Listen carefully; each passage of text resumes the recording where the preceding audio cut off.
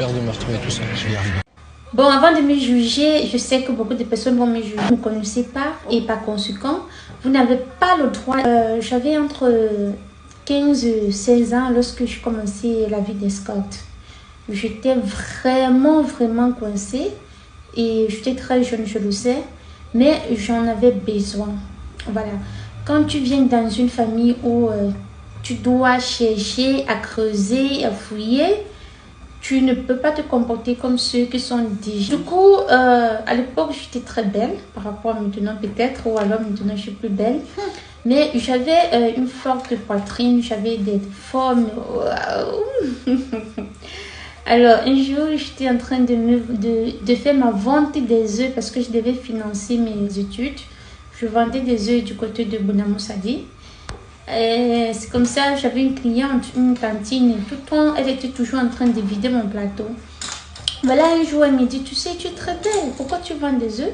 Je lui dis, comme Bonamoussadi.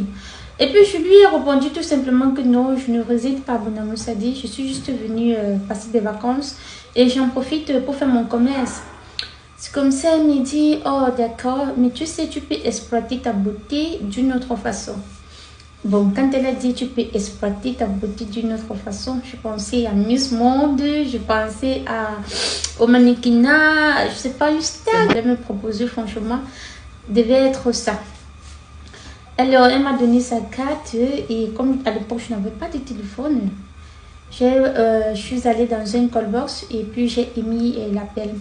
On a causé et ensuite elle m'a donné un rendez-vous, je suis allée. Et puis, j'ai rencontré d'autres filles là-bas et elle m'a dit, tu vois, là, je vais te mettre en contact avec des hommes et ensuite, tu pourras gagner beaucoup d'argent. Et puis, j'étais même fermée, je ne connaissais pas ce genre de choses. Mais la pauvreté m'a... Mais lorsque la pauvreté te met à genoux et que tu es au désert, tu dois chercher tout moyen pour trouver soit de quoi manger ou de quoi boire. Je voulais à tout prix financer mes études. Je faisais la classe de première. Il fallait à tout prix que je termine avec mes études. C'est comme ça j'ai commencé. Le premier jour, c'était très bizarre. Je n'arrivais pas et tout. Je suis tombée chez le monsieur qui a payé très cher. Et alors, il allait tout doucement parce que c'était ma première fois et tout. Bon. La véritable histoire, c'est l'humiliation que j'ai connue parce que dans ce métier, il y a trop de risques. Voici un risque. J'avais pris rendez-vous avec un benguiste. Arrivé là-bas, le gars a fait venir son ami. Et je lui ai dit non, c'était pour... Le prix, c'était pour un, pas deux. Il me dit non, t'inquiète pas, j'ai déjà parlé avec ta patronne, on a doublé. Donc, je vais te faire un chèque. Wow, j'ai compris chèque. Oh God. À l'époque, les histoires de chèque, là, chauffait. Oh, genre, tu vas décaisser un chèque à la banque. Tu as l'impression de... Donc, c'est comme ça, je suis partie. J'ai accepté. Et son ami, les deux sur moi, maman. Oh. J'ai très honte de raconter cette histoire. Mais bon, ça en vaut la peine. Donc, les deux sur moi toute la nuit jusqu'à l'après-midi.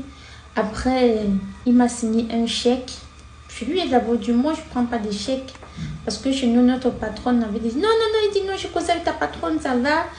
Après, il me fait passer son je ne sais pas qui c'était, mais il m'a fait comprendre que c'était son banquier, son gestionnaire de compte.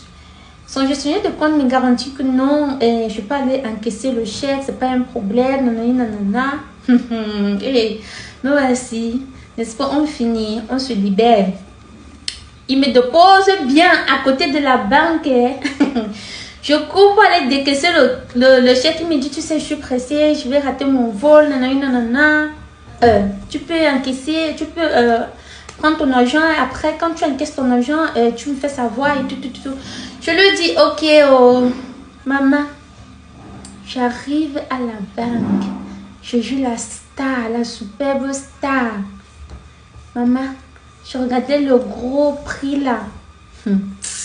500 000. Le chèque. J'étais une star là-bas, super star.